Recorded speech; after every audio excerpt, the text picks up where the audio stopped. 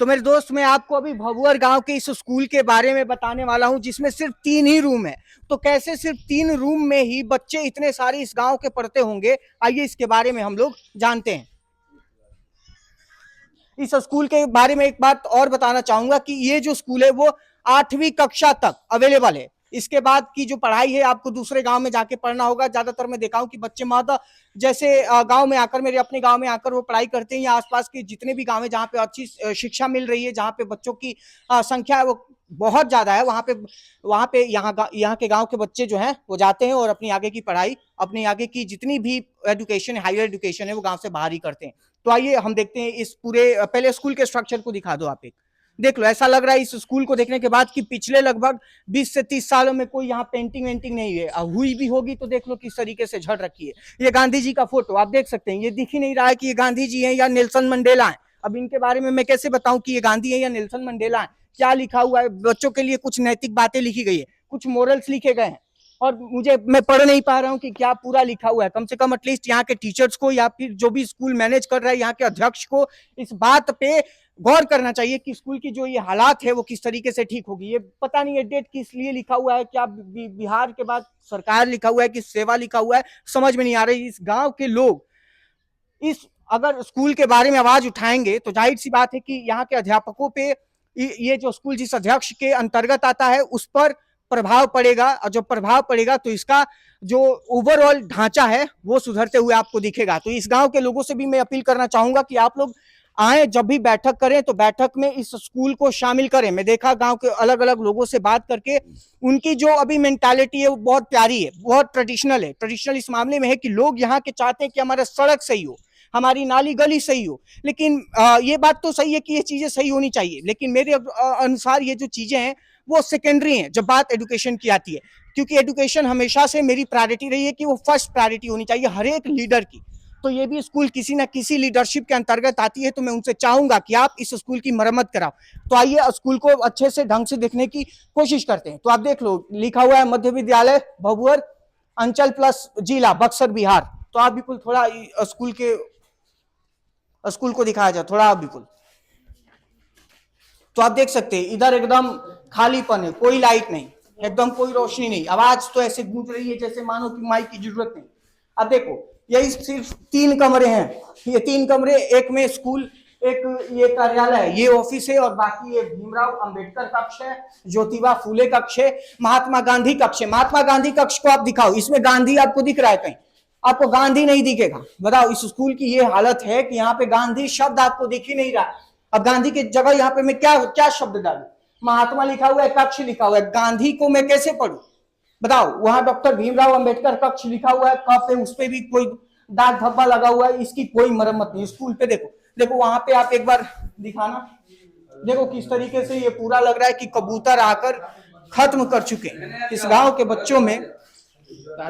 बच्चों में किस तरीके से विकास होगा आप देख सकते हैं। इन बच्चों को, इतने सारे बच्चे हैं, ये क्लास 8वीं कक्षा मतलब कोई नॉर्मल कक्षा नहीं होती। आप जब यूपीएससी करते हैं तो सबसे पहला आपका जो डायरेक्टर होता है कोचिंग का, आपका टीचर्स होता है, वो सब यही बात बोलते हैं कि आप बाबू पहले प्री फाउंडेशन कर लो, एनसीईआरटी कंप्लीट कर लो, 6वीं 7वीं 8वीं की कक्षा से सीधा यूपीएससी में सवाल आ रहा है। तो यहाँ जो 8 तक की पढ़ाई हो रही है, अगर वही ढंग से नहीं रहेगी तो यहाँ के बच्चों की जो फाउंडेशन है, जो बेस है, वो कैसे मजबूत होगी? अब जब बेस ही मजबूत नहीं होगा, जब पिलर ही नहीं मजबूत होगा, तो घर आप कैसे ढंग का खड़ा कर पाओगे? आप देख सकते हो, देखो इस तरीके से स्कूलों की हालात होती है। मैं अभी 2 एग्जाम दे के आया हूं, एक सीएपीएफ का और एक यूपीएससी सीएससी का, और दोनों एग्जाम्स में मैं सरकारी स्कूल में, पीएम श्री केंद्रीय विद्यालय स्कूल दिल्ली में, एक लगभग मोतीबाग की तरफ, और दूसरी जो स्कूल थी वो आरएमएल, डॉक्टर आरएमएल हॉस्पिटल के पास है। दोनों ही सरकारी स्कूल, और दोनों में व्यवस्थाएं इतनी फर्स्ट क्लास की थी कि मुझे बिल्कुल भी डिफ्रेंसिएशन करने नहीं आया कि ये प्राइवेट स्कूल है या ये सरकारी स्कूल है।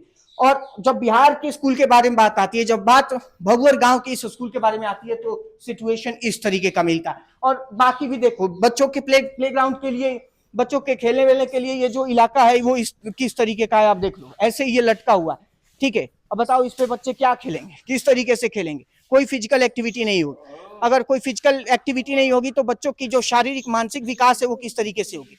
तो इस तरीके के तमाम इश्यूज हैं, जो इस गांव को जकड़े हुए हैं। और मैं चाहूंगा इस गांव के प्रतिनिधि से, इस गांव के लोगों से कि इन सारे विषयों पे सबसे बड़ा विषय है ये पोखरा।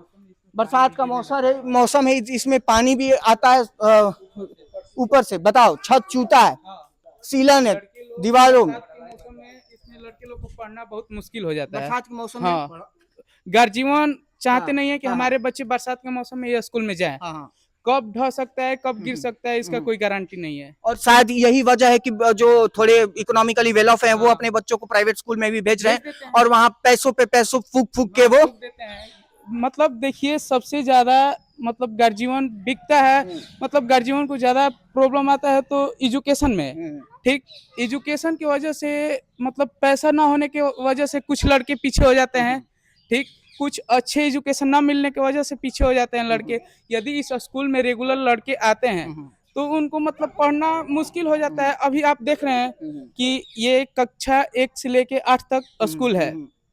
ठीक, लेकिन इसमें 2 शिफ्ट में कर दिया गया है, लेकिन 2 शिफ्ट में भी किए हैं तो हम तो 4 क्लास के बच्चे एक बार में पढ़ाएंगे, लेकिन इसमें कक्षा 3 ही है, रूम 3 है और बच्चे यदि आएंगे तो 1 से लेकर 4 तक एक शिफ्ट में, फिर 5 से लेकर 8 तक एक शिफ्ट में। तो फिर एक क्लास का बच्चा कहाँ बैठता होगा कि तो एक ही क्लास में बैठाया जाता होगा कंबाइन करके, वरना न तो ऐसे बरांडे में या पेड़ के नीचे उन लोगों को बैठा के पढ़ाया जाता है। तो ठीक, जब गार्जियन देखते हैं कि हमारे बच्चे को मतलब जब उसको अच्छा जिस घर का बेस अच्छा नहीं रहता है ना, तो उस पर बिल्डिंग आप कितना भी ऊंचा बना लीजिएगा, कभी भूकंप थोड़ा सा भी आंधी में वो ढह जाएगा। ठीक, तो गार्जियन को सोचते हैं कि हम बेस के लिए प्राइवेट स्कूल में भेज देते हैं, लेकिन कुछ ऐसे गार्जियन हैं कि उनको कमाएंगे आज तभी कल खाएंगे। तो हम अब पहले अपना पेट को भरना जरूरी समझते हैं लोग, शिक्षा तो बाद में, हम जिएंगे तभी ना शिक्षा पाएंगे। तो कितने गार्जियन के पास पैसा ना होने की वजह से भी इसी स्कूल में भेजते हैं, लेकिन इस स्कूल में मतलब आप जानिए, अब तो देख ही रहे हैं कि एकदम काफी दयनीय स्थिति है। भाई साहब, आप अपना नाम बताना एक बार। मेरा नाम आदित्य राज पांडे है। हाँ, तो आदित्य जी, मैं आपसे जानना चाहूंगा कि ये जो स्कूल है 3 ही रूम वाला, इसमें खाना कहाँ बनता है, बच्चे खाते कैसे? खाना तो इस वाले रूम में बनता है, ये रसोई घर है। ढंग का खाना मिलता है? अब तो देखिए, हाँ, खाना भी हम बोलते हैं सब भैया, आपसे हम मतलब कहते हैं कि एक बार जब क्लास लग रहा है तब एक बार आप आके इसके बारे में भी बात कर सकते हैं, यदि आपको टाइम लगे तब। एकदम डेफिनेटली आप लोग जब बुलाएं मैं आने को भैया, यदि आपसे संपर्क है तो हम आपको बुलाएंगे क्लास लगने के पर भी। और मतलब हम ना टीचर के दोष दे रहे हैं ना गार्जियन के, और दोष है तो दोनों में दोष है। दोष है तो गार्जियन में भी दोष है और टीचर में भी दोष है, और नहीं है तो टीचर में भी दोष नहीं है और गार्जियन में भी दोष नहीं है। अच्छे से अब जब हम अपने घर से बच्चे को मतलब यूनिफॉर्म आता है तो किसी का कहीं फटा रहता है, किसी का बटन टूटा रहता है, गार्जियन इस पर ध्यान ही नहीं देते हैं। गार्जियन का मतलब है कि सरकारी स्कूल में गया तो गया। और ये भी हम देखते हैं कि यदि टीचर उस पे बोल दे या मार दे लड़के लोग को, तो गार्जियन भी डंडा मतलब टीचर के साथ गाली गलौज करने लगते हैं, उनको धमकी देने लगते हैं। तो टीचर भी अपने कमाने के लिए आ रहे हैं, तो भी मतलब आप पढ़िए या ना पढ़िए, उसको तो सरकार की तरफ से पैसा मिल रहा है। ठीक, तो वो आपसे क्यों झगड़ा करे, क्यों करे? एकदम आदित्य भाई, आपकी जो पॉइंट है वो मुझे काफी अच्छी लगी, और मैं अपील करना चाहूंगा कि भगुर गांव के जितने भी पेरेंट्स हैं कि आप जब भी आए स्कूल में तो टीचर से एक लहजे में बात करें। अगर बच्चा पिटाई भी खाया है तो उस पे बात करके एक निष्कर्ष पे आए, ना कि आप लाठी डंडे या मारपीट। एकदम टीचर से आप अच्छे व्यवहार में आइए। यदि गलत से भी टीचर आपके बच्चे को पीट दिया है, आपके बच्चा गलती नहीं भी किया है, आपके बच्चे को यदि टीचर पीट भी दिया है, तो आप अपने बच्चे के सामने टीचर को गाली न दें, उससे अभद्र भाषा का प्रयोग न करें, ताकि आपके बच्चे पर प्रभाव पड़ता है। वो सुनता है तो उसको लगता है कि अरे ये तो हमारे पापा के मम्मी से डर जाते हैं टीचर। अरे आपको कुछ भी, आप यदि कुछ भी उसको डरवा रहे हैं, मतलब उसको डरवा रहे हैं, तो वो मतलब उसको ये लगता है कि हम जाके अपने घर कहेंगे, तो टीचर भी डर जाते हैं। क्योंकि कहाँ कहाँ से टीचर आते हैं, वो अनजान जगह पे है और 4 घंटे के लिए आते हैं। वो भी सोचते हैं कि क्या हमको मतलब ये लड़का पढ़े या ना पढ़े, उससे हमको मतलब नहीं है, सरकार हमको तो पैसा दे रहा है। ठीक, और यही बात है मतलब। और आदित्य, मैं आ रहा हूँ, अभी आपके पास आ रहा हूँ। भैया, आपका नाम?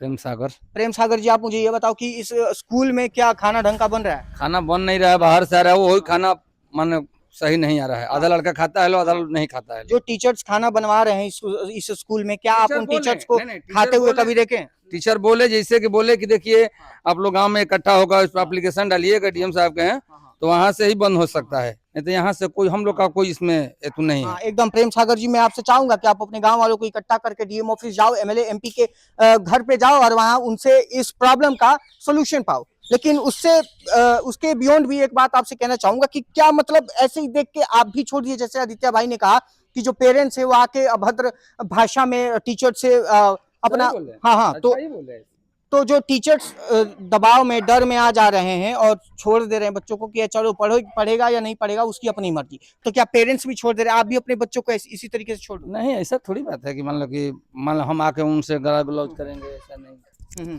ठीक है सर, तो एक आखिरी सवाल आपसे पूछ के आपको यहाँ से मैं छोड़ दूंगा सर आप ओवरऑल एक शब्द में जवाब दे दो या एक सेंटेंस में जवाब दे दो कि भभुअर के लिए आपका विजन क्या है, किस तरीके का गांव है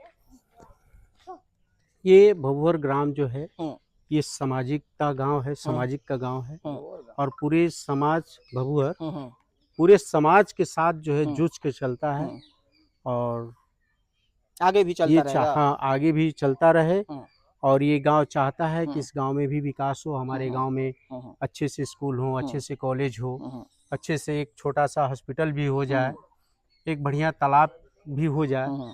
और हमारे पूर्वजों का कहावत है और चाहे गीता रामायण में भी लिखा हुआ है कि जिस गांव में तालाब न हो, स्कूल न हो, चिकित्सक न हो, उस गांव में रहना बहुत बेकार होता है। कुएं न हो, नल न हो, तो वैसे गांव में रहना नामुमकिन हो जाता है और वो गांव नहीं कहलाता है। ठीक है ना? तो हम तो चाहेंगे यही कि इस भभुअर ग्राम में सभी सुविधाओं से ये लैस रहे ताकि इस जो हमारे इस गांव के सामाजिकता है वो हमेशा बरकरार रहे किसी को आने जाने में। और ये बड़ी चीज कि ये धार्मिक स्थल है। यहाँ पे साल में 2 बार यहाँ पे धार्मिक स्थल बनता है, जैसे एक पंचकोश मेला जो है ये पूरे हमारे रामायण से भी है और विदेशों में इसका जो है प्रचलन है, वहाँ से लोग भी आते हैं और ये पर्यटक स्थल है।